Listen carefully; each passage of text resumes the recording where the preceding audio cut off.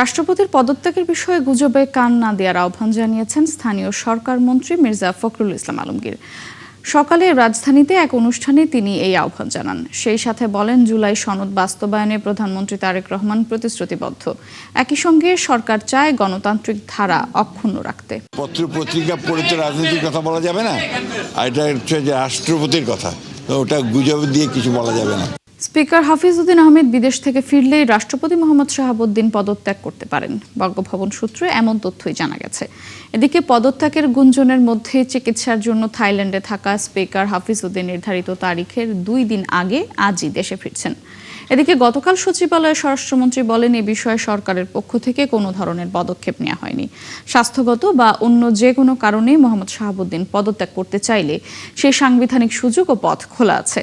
অপরদিকে লন্ডনে চিকিৎসাধীন থাকার সময় রাষ্ট্রপতির আলোচিত একটি ফোন আলাপ নিয়ে জানতে চাইলে পররাষ্ট্র প্রতিমন্ত্রী শামা ওবায়েদ জানান, বিষয়টি খতিয়ে দেখা হচ্ছে।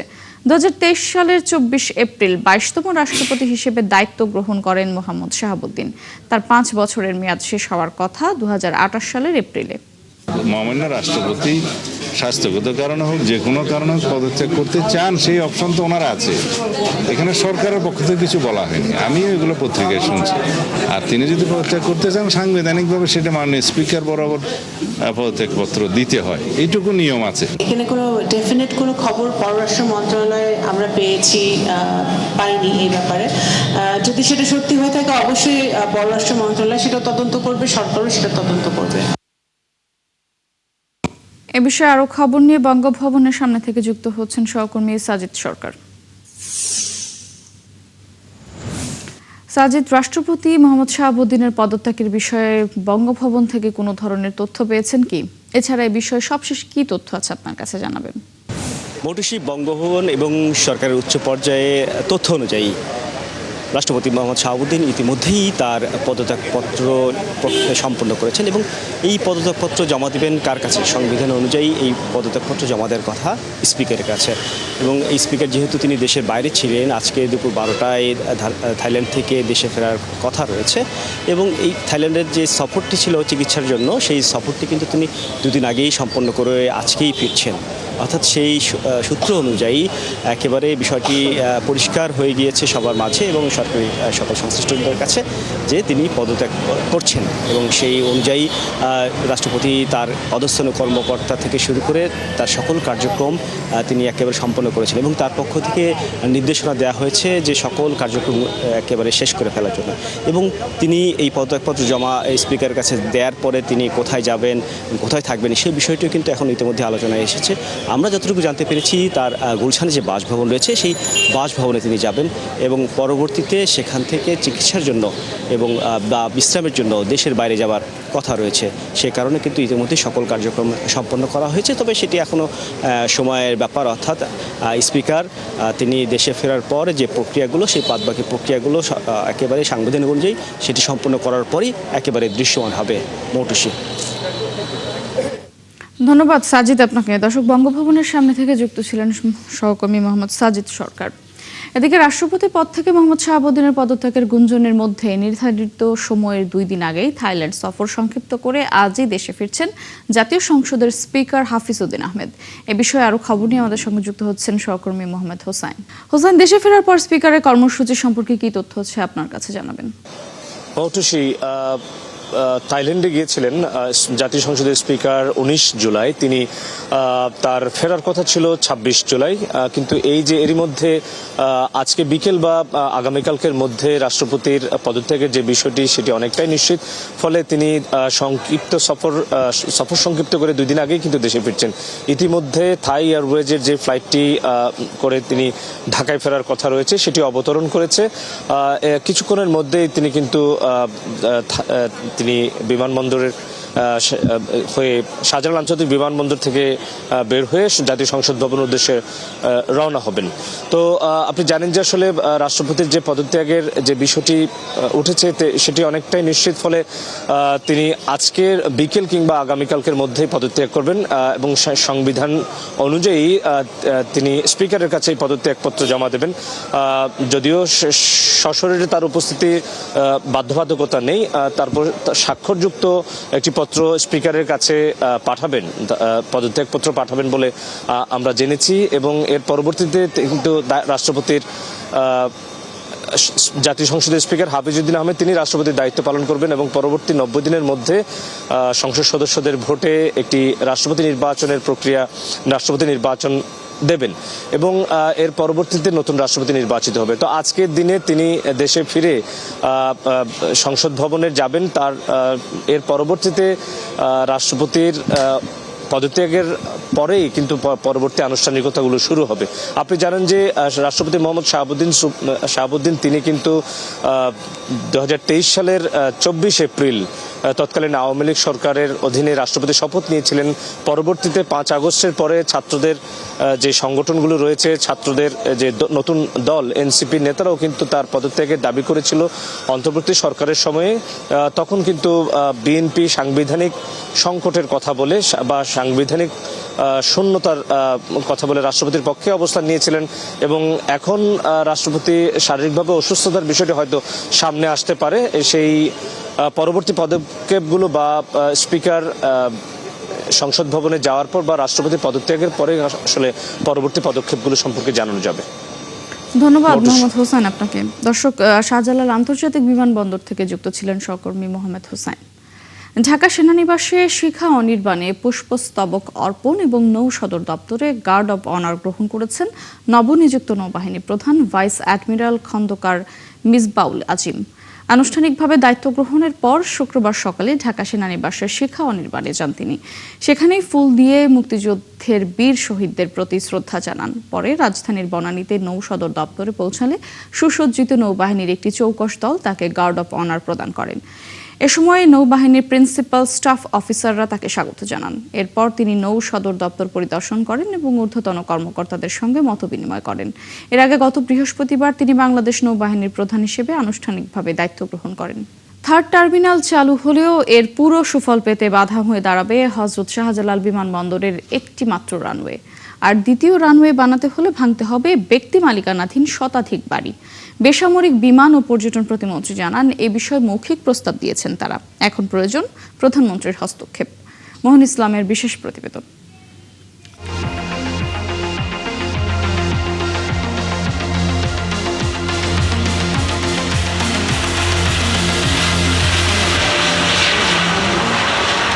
হযরত শাহজালাল আন্তর্জাতিক বিমানবন্দরের রানওয়ে। এই একটি মাত্র রানওয়ের মধ্যেই যাত্রী ও পণ্যবাহী বিমান ওঠানামা করে, সাথে সামরিক বিমানও, যার ফলে প্রায় সব বিমানকে এয়ার ট্রাফিকে আটকে থাকতে হয়। এর মধ্যে থার্ড টার্মিনাল চালু তোড়জোড় শুরু করেছে সরকার। টার্মিনালটি পরিচালনা চুক্তি হচ্ছে জাপানের সাথে, তবে টাকা পরিশোধ করতে না পারায় চুক্তি কিছুটা পিছিয়ে যায়। তাদের কিছু টাকা বাকি ছিল, সেই টাকাগুলি আমরা দেওয়ার জন্য বলে দিয়েছি এবং সেই টাকাগুলির সঙ্গে একটা মানে আমাদের ক্যাবের হিসেবে যে যা হওয়ার দরকার তার চেয়ে তারা ডিমান্ডটা একটু বেশি ছিল, সেটা নেগোশিয়েট করতে বলেছিলাম। ফাইনালি গতকালকে তারা নেগোশিয়েটও করেছে। সব সংখ্যা কাটিয়ে ডিসেম্বরে টার্মিনালটি চালুর ব্যাপারে খুবই আত্মবিশ্বাসী সরকার। তবে বিপত্তি আরও ঘটতে পারে তখন, যার কারণ হয়ে দাঁড়াবে শাহজালালের একটিমাত্র রানওয়ে। প্রতিমন্ত্রী জানান, এই জটিলতা থেকে উত্তরণের পথ খুঁজছেন তারাও। দ্বিতীয় আরেকটি রানওয়ে বানাতে ভাঙতে হবে শতাধিক বাড়ি। রানওয়ে করলে আপনার অনেকগুলি, প্রায় 130টা বাড়ি ভাঙতে হয়, আপনার এয়ারফোর্সের বাড়ি। তো সেগুলি কতটুকু ভায়াবল হবে, তবু আমরা প্রস্তাব রেখেছি যদি এরকম হয় কম্পেনসেশন দিয়ে তাদেরকে যদি আমরা জায়গা করে দিতে পারি। এটা পিএম লেভেলের সিদ্ধান্ত নিতে হবে আর কি। এইরকম প্রস্তাবের জন্য আমরা চিন্তা করছি। আমরা প্রস্তাব আছে মৌখিক, বা আমরা অফিসিয়াল কোনো প্রস্তাব এখন দেইনি। একটি রানওয়ে দিয়ে শাহজালাল বিমানবন্দরকে বেশি দিন এভাবে চালানো যাবে না বলে মত প্রতিমন্ত্রীর। তাই বিকল্প বিমানবন্দরের কথা ভাবছে সরকার। 10 বছর পরে আমাদের একটা এয়ারপোর্ট করতেই হবে বাইরে, যেই জন্য আমরা একটু চেষ্টা করছি বগুড়ায় করার জন্য, এমনকি একটা ইন্টারন্যাশনাল বড় এয়ারপোর্ট করার জন্য। আমাদের বিভিন্ন দেশে যান, আপনারাও গিয়েছেন, আমরাও যাই। একটা এয়ারপোর্ট সিটি থেকে অ্যাটলিস্ট 60-70 কিলোমিটার দূরে থাকে, সো দ্যাট ওই রাশটা যাতে এখানে না হয় আর কি। তো আলটিমেটলি আমাদেরকে বাইরে চিন্তা করতে হবে এবং আমরা এরকম চিন্তা মাথার মধ্যে আছে, আমরা হয়তো এগুলি নিয়ে আলাপ করব। একদিকে বাড়ি ভেঙে নতুন রানওয়ে নাকি একেবারে নতুন বিমানবন্দর, কোন দিকে বেশি ঝুঁকবে সরকার তাই দেখার। মোহন ইসলাম, ৭১, ঢাকা। জাতীয় গ্রিডে গ্যাস সরবরাহ সাময়িকভাবে বন্ধ হওয়ার প্রভাব পড়েছে নারায়ণগঞ্জে। জেলার ৩৩টি সিএনজি ফিলিং স্টেশনের প্রায় সবকটি বন্ধ হয়ে গেছে। পাম্পের কর্মীরা বলছেন গ্যাসের চাপ নেই। গ্যাসের জন্য এক স্টেশন থেকে অন্য স্টেশনে ছুটছেন পরিবহন চালকরা। প্রতিটি পাম্পেই দেখা যাচ্ছে যানবাহনের দীর্ঘ লাইন। হাবিবুর রহমানের তথ্য ছবিতে প্রতিবেদন। গেল দুদিন ধরে নারায়ণগঞ্জের সিএনজি ফিলিং স্টেশনগুলোতে যানবাহনের লম্বা লাইন। ঘন্টার পর ঘন্টা অপেক্ষা করেও গ্যাস না পাওয়ার অভিযোগ করছেন যানবাহনের শ্রমিকরা। জেলার বিভিন্ন এলাকার কমপক্ষে ৩৩টি ফিলিং স্টেশন এখন বন্ধ। গ্যাসের জন্য এক স্টেশন থেকে আরেক স্টেশনে ছুটেও গ্যাস পাওয়া যাচ্ছে না, যে কারণে বন্ধ হয়ে গেছে গ্যাস চালিত বহু পরিবহন। 10 মিনিটে যেখানে গ্যাস নিতাম এখন 2 ঘন্টা 3 ঘন্টা বসে চালাই গ্যাসের জন্য। 2 ঘন্টা ধরে সিরিয়াল দাঁড়িয়ে রয়েছি, তাও সিরিয়াল। গ্যাস নাই, অনেক কষ্ট তো কিছু করার লাগবে। গাড়ি চালাতে পারি না, 3 ঘন্টা পর সিরিয়াল পাই। 250 টাকার গ্যাসের জায়গায় ঢুকে 100 টাকা, 120 টাকা। রাত্রে 4:20 গ্যাস পাইছি, তাও আবার ঢুকছে 600 টাকার গ্যাস। আমার গ্যাস লাগে 1000 টাকার। এরকম যদি সিরিয়াল থাকে তাহলে তো আমাদের গাড়ি চালানোর সমস্যা। সিএনজি স্টেশন কর্মীরা জানান, পাইপলাইনে গ্যাসের চাপ অস্বাভাবিকভাবে কমে যাওয়ায় যানবাহনে গ্যাস দেওয়া সম্ভব হচ্ছে না। বাধ্য হয়ে স্টেশনগুলো বন্ধ রাখতে হচ্ছে। এই পরিস্থিতি কবে স্বাভাবিক হবে তা বলতে পারেন না কেউ। এ বিষয়ে সিএনজি ফিলিং স্টেশনের মালিকরা বলছেন, জাতীয় গ্রিডে গ্যাস সরবরাহ না হওয়ায় এর প্রভাব পড়েছে নারায়ণগঞ্জে। দ্রুত পরিস্থিতি স্বাভাবিক না হলে পরিবহন খাতে সংকট আরও বাড়বে। আমি ব্যবসায়িক হিসাবে অত্যন্ত ক্ষতিগ্রস্ত, কারণ ওই যে 4 ঘন্টা যে চললো মেশিনটা, আমার মেশিনের পার্টস এবং আমার অন্যান্য সব ক্ষয় হয়ে যাইতেছে, কিন্তু আমার ফিডব্যাক আসতেছে না। এত পরিমাণ ইনভেস্টমেন্টের একটা খাত এবং এত হিউজ পরিমাণ কর্মচারী এখানে জব করতেছে, এই সকল কিছুর দিকে তাকিয়ে যেন আমাদের এই সংকটগুলিকে দ্রুত কাটিয়ে দেওয়ার জন্য আমাদের দাবি দাওয়াগুলি মেনে নেয় এবং আমরা যেন এই সংকট থেকে উত্তরণ হতে পারি। গ্যাস সংকটের প্রভাব শুধু পরিবহন খাতেই নয়, পড়েছে শিল্প কারখানাগুলোতেও। দীর্ঘ সময় গ্যাসের সরবরাহ ও চাপ কম থাকলে উৎপাদন ব্যাহত হওয়ার শঙ্কা করছেন কারখানা মালিকরা। মনিরা কাজেরি, ৭১।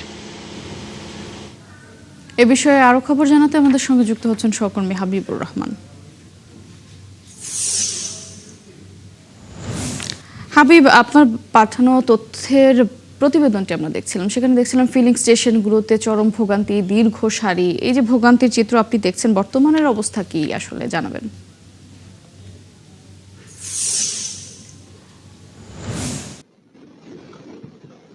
মৌটুসী, বর্তমানে অবস্থা অপরিবর্তিত রয়েছে।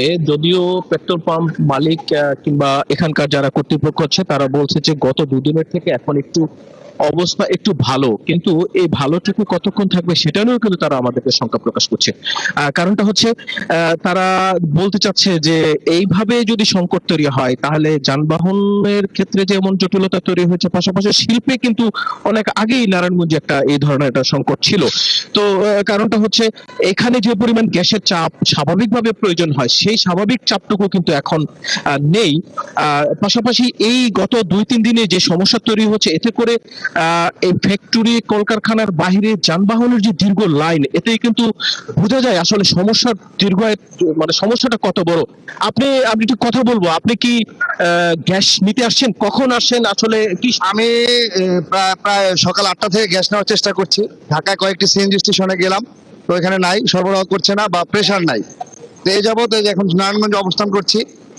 তীব্র 72 ঘন্টার উপরে সময় থেকে ধরে আমরা দেখতেছি যে ঢাকার ম্যাক্সিমাম সিএনজি গুলো সরবরাহ করতে পারছে না।